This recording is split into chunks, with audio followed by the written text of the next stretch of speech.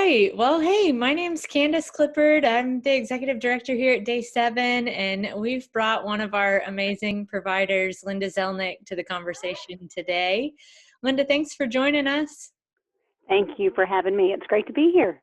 Yeah, so we've just been doing some feedback with folks and have really heard that people want to hear how other people are doing self-care these days. One particular topic, and we'll touch on a couple in the quick time we have together. But one particular topic is working from home with small kids. And so I know you've got your little one with you right now, and he may Yeah. end up in the picture at some point in time, which is fine too if that happens, because that's the day that we're living in right now. So I'd love for you to just introduce yourself and the work that you do, and maybe kind of jump into what it's like to work at home right now and balance being a mom and working from home with a young child. What tips do you have for us? Yes, thank you. So I'm a certified professional coach with the ICF and also the John Maxwell team. And I've been working from home now about 5 years. I started working from home when our daughter was born, and she gave me a new take on that. So before that, any day I would work from home, the challenge would be not getting wrapped up in other things that needed done, just around the house. But now it's my motivation is to make sure that I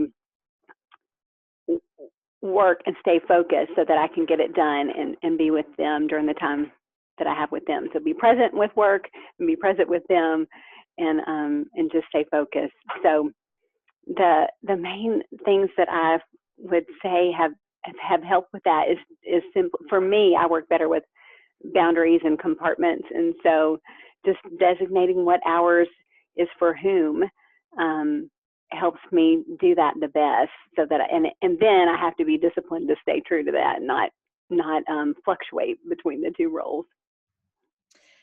That is helpful, and I know it probably there's some overlap sometimes. I mean, you can't always control who's going to need what and when. So Yes. what about when that happens? Yeah, well, one thing I've learned this go round, so we added and we have another child now. When we added the second child, what used to work didn't work anymore as far as separating the work-life balance and or the work and the life. And with the second one, I've had to just hire a little bit more help. So I always tried to work when the first one was napping. Well, then she started napping less and less, and so then the work hours were in the evening, and that I could get it all done during those points and the days that I would go into the office. But with two, there are more demands, and there are more demands at home. So there's more demands at home, and then the demands I think on my work time vary as well. Just a minute, okay? So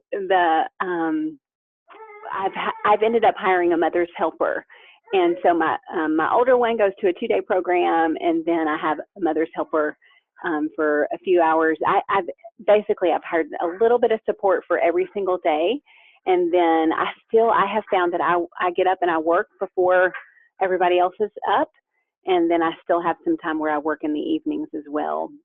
So that's how I've been balancing it, and I am constantly looking at, is that successful? Is that working? Just kind of assessing so that I don't end up overextended and grumpy in ways that I don't want to be. Yeah, well, it is helpful to know that I think we are all able to show each other some grace in this time and figuring it out together. Everybody's trying to balance various needs and things about working from home. You touched on a little bit, leading into the next question, tips. You're a helping professional yourself, and you've got all of these different things you're trying to balance. So what tips would you have to make sure you're taking care of yourself, while you're also taking care of others, both personally and professionally? Yeah, that's a great question. So COVID has sent a spin on, these work-life boundaries that I had set up, in the fact that some days my childcare is quarantined. So I still have, even, even though I've set out a schedule that seems supportive and works, sometimes just that little bit of margin taken away can really be a challenge. And so I do try to build in margin and plan for ways to pivot when we have to, even further, even more than the ways we've already had to do that. Daily walks have been a huge part of this pandemic, just being out in the sunshine. And thankfully, we have had the most phenomenal weather this year. And so just getting sunshine on all of our faces, especially when one or all of us are grumpy, getting that physical exercise that goes along with that is huge. So on the days that is really needed, we may go twice, but we for sure take a daily walk. And personally, I need a little bit more than that because I am still, of course, in mom role when we're out walking, and I get up early and do meditation. And I have found that on the mornings I think, oh, I just need to stay in bed a little bit longer. It does not pay off to skip that. So it has become just a non-negotiable. And when I say meditation, it's 3 to 5 minutes. It's not long, because then I go into some of the other parts of my morning routine. But those are two of my big things for this, is just and the regularity is important. Yeah, and we never regret it on the back end. We think on the front end, another coach put it one time, we have to do this, we have to eat healthy, we have to exercise, we have to, if we frame it in such a way of the have tos, it makes it one more thing we have to do. But if we think about it, from the back end mindset of like, how are we going to feel? How is it going to affect our day? Then we get to participate in those types of self-care routines. I was going to ask you, what is your favorite type of self-care? I mean, you mentioned being outside, and you mentioned the meditation. Do you have anything else that's like a favorite that you fall back on? Yes, we have a little family garden, and I would say that is my favorite, is just digging in the dirt and watching things grow, and the pruning aspect of that, of just, the lessons that go with that, of clearing things out that are old so that new can come in. I find a lot of inspiration from our garden. Yeah, I think a lot of Yeah. people have been gardening. Yes. Or raising chickens, I've heard, is the other COVID activity people are learning about. Yeah, we tried that several years ago and haven't gone into that in COVID, but it is fun.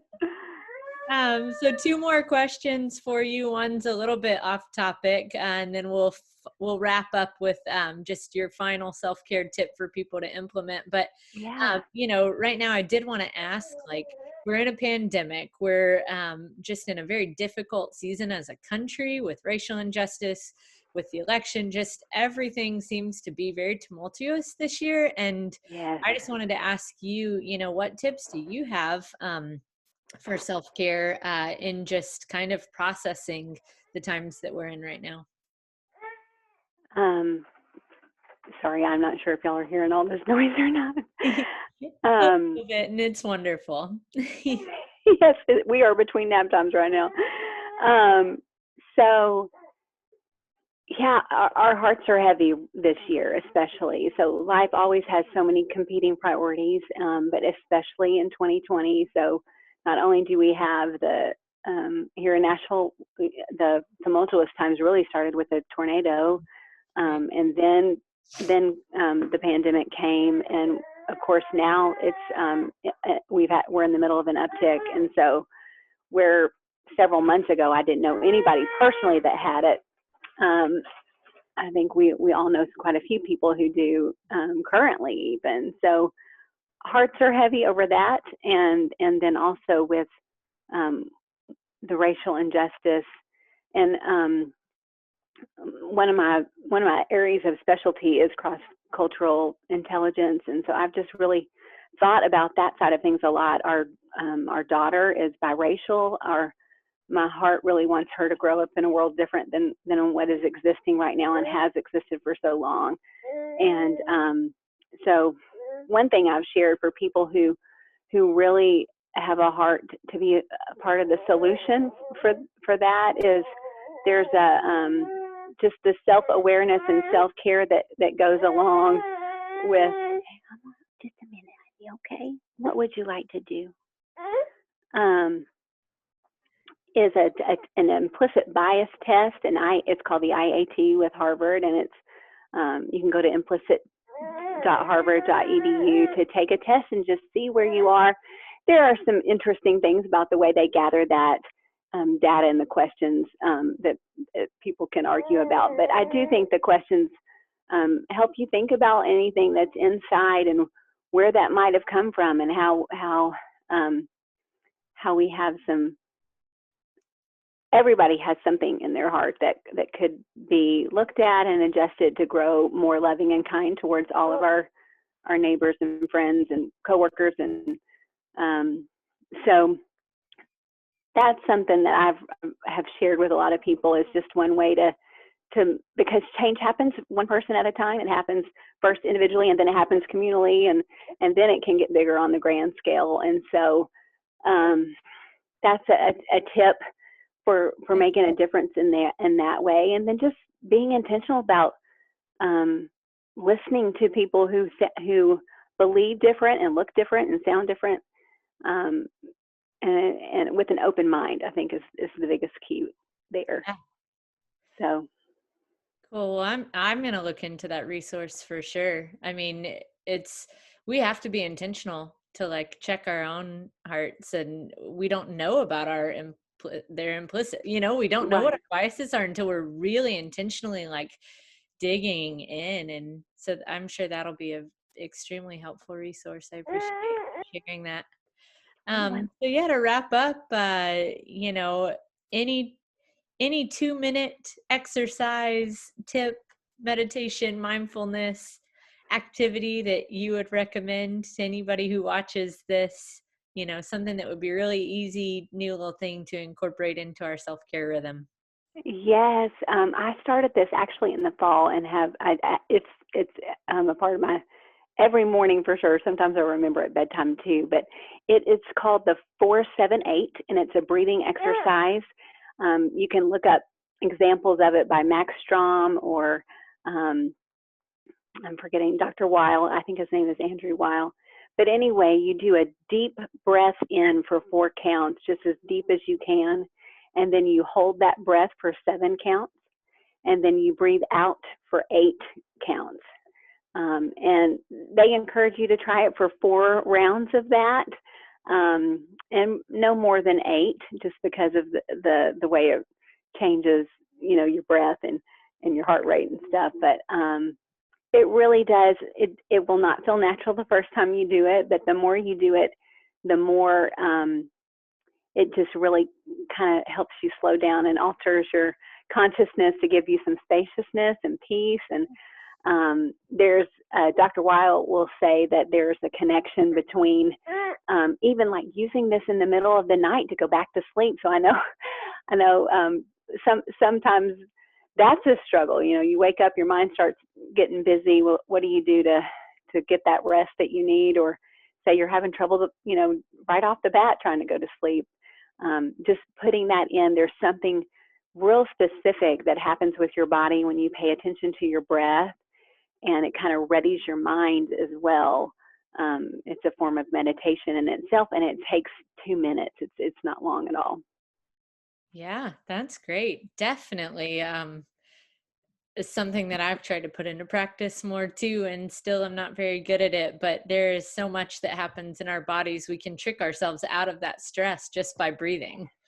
And Yes. the systems just have a total overhaul in our body that's amazing. Yes. Concentrating Yeah. on breathing. So, well, thanks for sharing these tips. I'm excited to post them. As I mentioned, I think we're all kind of looking for other folks that are in it with us that we can kind of learn and pick up tips and tricks from. And I really appreciate you jumping in very spontaneously with us and bringing your special friend, Yes. another little guest into the interview with us for a second too. I mean, that's what we're talking about. So it's perfectly acceptable to have him jump in there with us. So thank you. And share how we can reach out to you if anyone wants to. Thanks, Candace. Thanks for having me. Yeah, so I'm at altacoaching.com, and I help people get from where they are to where they want to be through a series of um, just reflection and goal setting and tweaking and celebration. And so I would love to hear from people. Linda at altacoaching.com. All right, perfect. And we'll share that as well. Thanks so much for your time. I hope you have a great rest of your day. Thank you, Candace. You too. All Bye. right.